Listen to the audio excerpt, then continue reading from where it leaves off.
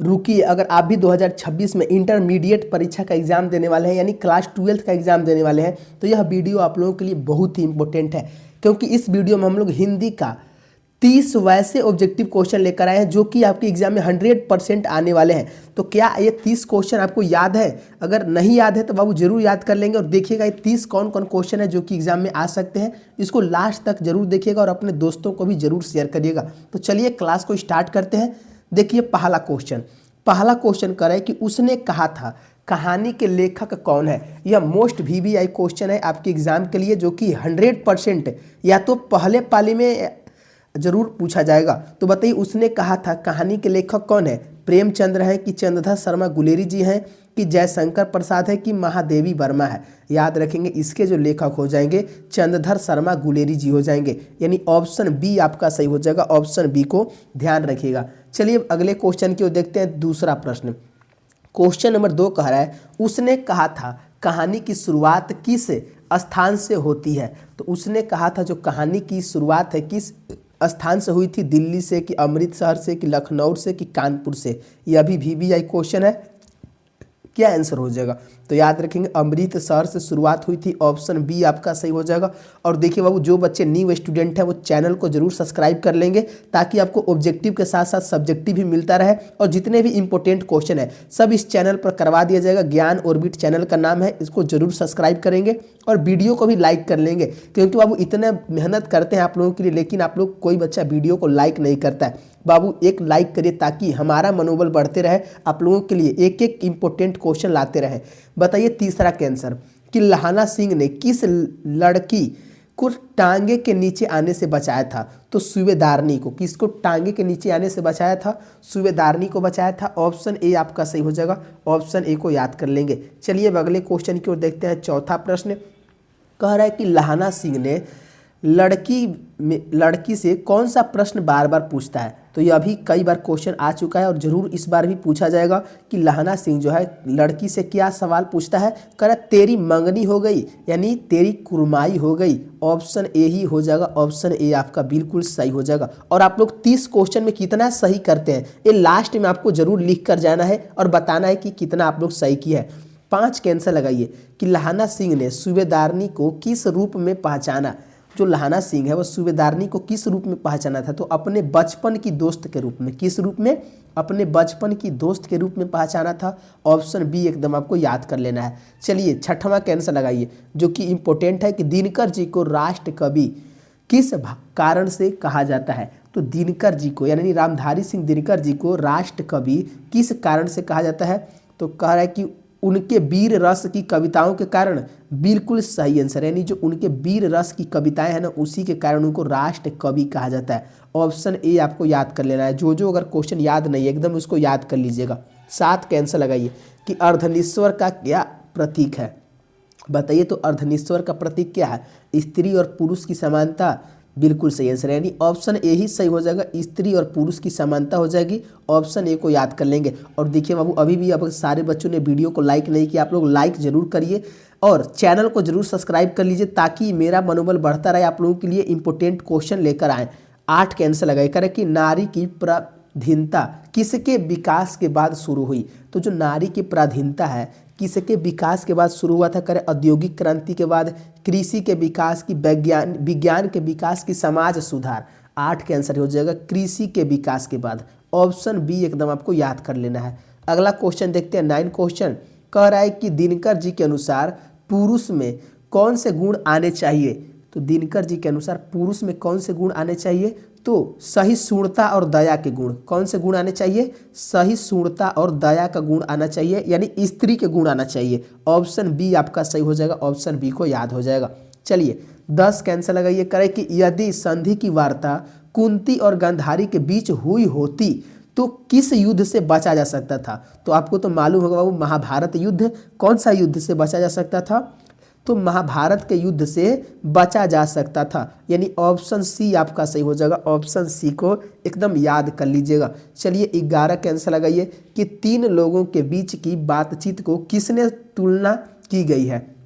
अगर तीन लोगों के बीच बातचीत होती है तो उसे किससे तुलना की गई है? करें पुस्तक से, कि अंगूठी में लगे नग से, कि मोती से, कि सोने से। याद रखेंगे अंगूठी में लगे नग से तुलना किया गया है। ऑप्शन बी आपका सही हो जाएगा। और इसमें भी बहुत सारे बच्चे फंस भी जाते हैं, यानी गलत के आंसर कर देते हैं, इसे ध्यान रखेंगे।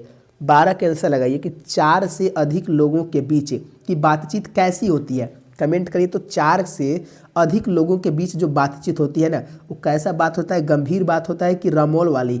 12 के आंसर याद रखेंगे, रमौल वाली, यानी इधर उधर की बात होती है। ऑप्शन बी आपका सही हो जाएगा। ऑप्शन बी को याद कर लेंगे। चलिए अब अगला क्वेश्चन देखते हैं। 13 प्रश्न करें कि दो बूढ़े की बातचीत का मुख्य विषय क्या होता है? अगर दो गार्जियन हो, चाहे दो बूढ़े हो, अगर वो आपस में बातें करें तो उनका जो मुख्य बात होगा, विचार होगा, क्या होगा? पुराने ज़माने की शिकायतें। हाँ, बिल्कुल सही आंसर है। यानी पुराने ज़माने की वो शिकायतें करते हैं कि देखिए आज का लौंडा कैसा होता जा रहा है। यही सब लौंडों के बारे में शिकायत करते हैं, यानी लड़कों के बारे में। ऑप्शन ए आपका सही हो जाएगा, ध्यान रखेंगे।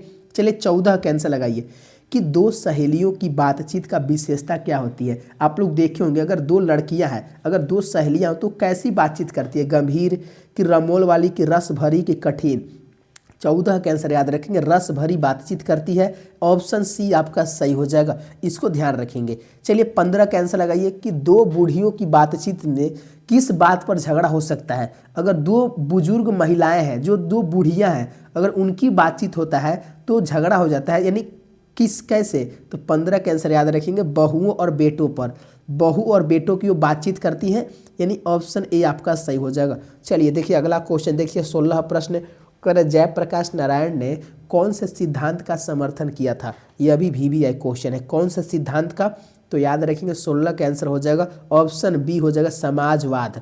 समाजवाद का सिद्धांत का समर्थन किया था। इसको याद कर लीजिएगा बाबू। देखिए क्लास को लास्ट तक देखिए, मात्र 30 क्वेश्चन है जो कि बहुत ही इंपॉर्टेंट है, इसको जरूर याद कर लीजिएगा। 17 का आंसर लगाइए कि जयप्रकाश नारायण ने किस आंदोलन को नेतृत्व किया था? तो जयप्रकाश नारायण ने किस आंदोलन को नेतृत्व किया था? याद रखेंगे ऑप्शन 17 का ये हो जाएगा, विनोबा भावे का सूर्योदय आंदोलन। कौन सा आंदोलन था? विनोबा भावे का सूर्योदय आंदोलन था। ऑप्शन ए आपको याद कर लेना है। चलिए अगले क्वेश्चन की ओर देखते हैं। 18 प्रश्न कि जयप्रकाश नारायण ने अमेरिका में कौन सा काम नहीं किया? तो जयप्रकाश नारायण ने अमेरिका में कौन सा काम नहीं किया था, बताइए। तो 18 का आंसर क्या हो जाएगा? तो सेना में सेवा करने का। सेना में वो भर्ती नहीं हुए थे बाबू, यानी होटल में बर्तन धोए थे, कारखानों में भी काम किए थे, जूते भी साफ किए थे, लेकिन सेना में वो सेवा नहीं किए थे। चलिए 19 का आंसर देखिए। कह जयप्रकाश नारायण के अनुसार भ्रष्टाचार की जड़ क्या है? तो भ्रष्टाचार की जो जड़ है ना, वो क्या है? तो चुनाव पर खर्चा, चुनाव का खर्चा है। ऑप्शन ए आपको याद कर लेना है, ऑप्शन ए सही हो जाएगा। चलिए 20 का आंसर लगाइए कि जयप्रकाश नारायण ने कहा कि जनता का अधिकार क्या है? तो जयप्रकाश नारायण ने कहा कि जनता का क्या अधिकार है? तो जनता का जो अधिकार है ना, वो अपने प्रतिनिधियों पर अंकुश लगाना। किस पर? तो अपने प्रतिनिधियों पर अंकुश लगाना, यही इसका अधिकार है। ऑप्शन बी एकदम आपको याद कर लेना है। चलिए 21 का आंसर दीजिए कि बिस्नी अपने बेटे के बारे में किससे अधिक बात करती है? तो पड़ोसी से, डाकिये से, बेटी से, कि सिपाही से? किससे अधिक बात करती है? तो याद रखेंगे बेटी से अधिक बात करती है अपने बेटे के बारे में। ऑप्शन सी सही हो जाएगा। चलिए 22 का आंसर देखिए कि बिस्नी मानक को किससे बचाने की कोशिश करती है? तो याद रखेंगे दुश्मन सिपाही से। किससे बचाने की कोशिश करती है? तो दुश्मन सिपाही से बचाने की कोशिश करती है। ऑप्शन बी आपको याद कर लेना है। 23 का आंसर देखिए, करें बिस्नी मानक को कौन सा वचन दिलाती है कि वह उसे नहीं मारेगा? यानी 23 का आंसर क्या हो जाएगा? वह दुश्मन को नहीं मारेगा। यही वचन दिलाती है कि वह दुश्मन को नहीं मारेगा। ऑप्शन बी सही हो जाएगा। और देखिए बाबू, लास्ट में आपको बताना है कि आप लोग 30 में कितना सही किए, और अगर अभी भी लाइक नहीं किए वीडियो को तो लाइक जरूर कर लेंगे। चलिए 24 का आंसर लगाइए कि बिस्नी के सपने में कौन मानक को मारने आता है? तो बिस्नी के सपने में कौन मानक को मारने आता है? 24 का आंसर लगाइए। तो दुश्मन सिपाही मारने आता है। ऑप्शन बी आपको याद कर लेना है। ये अभी VVI क्वेश्चन है, ध्यान रखिएगा। चलिए अगले क्वेश्चन की ओर देखते हैं। 25 क्वेश्चन करें कि बिस्नी मानक को मारने से रोकने के लिए दुश्मन सिपाही से क्या कहती है? करें यह मेरा बेटा है। क्या कहती है? 25 का आंसर क्या हो जाएगा? कि यह मेरा बेटा है। बिल्कुल सही आंसर है, ऑप्शन ए को याद कर लेना है। चलिए अगले क्वेश्चन की ओर देखते हैं। 26 का आंसर लेकर कि बछड़ा हित धाई का क्या अर्थ है? यानी बछड़ा हित धाई, इसका जो अर्थ है क्या हो जाएगा? गाय दौड़ लगी, बछड़े दौड़ पड़े, पक्षी उड़ गई कि यशोदा दौड़ पड़ी। 26 का आंसर याद रखेंगे, गाय दौड़ पड़ी। क्या हो जाएगी? गाय दौड़ पड़ी। ऑप्शन ए आपका सही हो जाएगा, ऑप्शन ए को याद कर लेंगे। 27 का आंसर दीजिए करें कि नंद रनिया किसे कहा गया है? तो नंद रनिया किसे कहा गया है? याद रखेंगे, ऑप्शन ए हो जाएगा यशोदा को, यानी कृष्ण की जो माता यशोदा जी हैं उनको नंद रनिया कहा गया है, यानी नंद की रानी। ऑप्शन ए आपका सही हो जाएगा। चलिए अगले क्वेश्चन को देखते हैं, 28 क्वेश्चन। चलिए 28 के आंसर देखिए, श्री कृष्ण किसके साथ खेल खेल में भोजन कर रहे हैं? तो अपने नंद जी के साथ, यानी अपने पिताजी के साथ। ऑप्शन बी आपका सही हो जाएगा, ध्यान रखेंगे। चलिए अगला क्वेश्चन देखते हैं, 29 प्रश्न। किस मिश्रित करी मुखनावत किसका वर्णन करता है? तो मिश्रित करी मुखनावत किसका वर्णन करता है? तो यह श्री कृष्ण का भोजन करने के ढंग को वर्णन करता है। ऑप्शन ए आपका सही हो जाएगा। चलिए अगले क्वेश्चन को देखते हैं, 30 का आंसर लगाइए कि सो छवि कहत न बनिया का अर्थ क्या है? यानी सो छवि कहत न बनिया, इसका अर्थ क्या है? तो अद्वितीय दृश्य है, यानी ऑप्शन ए सही हो जाएगा। देखिए 30 क्वेश्चन टोटल कराए हैं, आप लोग कितना सही बनाए हैं लास्ट में कमेंट में लिखिए अभी कितना सही बनाए। अगर 25 क्वेश्चन सही बना दिए हम तो समझिए आप हिंदी में अच्छा मार्क्स लेकर आएंगे। और अभी तक अगर वीडियो को लाइक और अपने दोस्त को शेयर नहीं किया और चैनल को सब्सक्राइब नहीं किए, जरूर कर लेंगे ताकि अगला भी वीडियो आपको मिल सके। तो मिलते हैं अगले क्लास में। धन्यवाद दोस्तों, जय हिंद दोस्तों।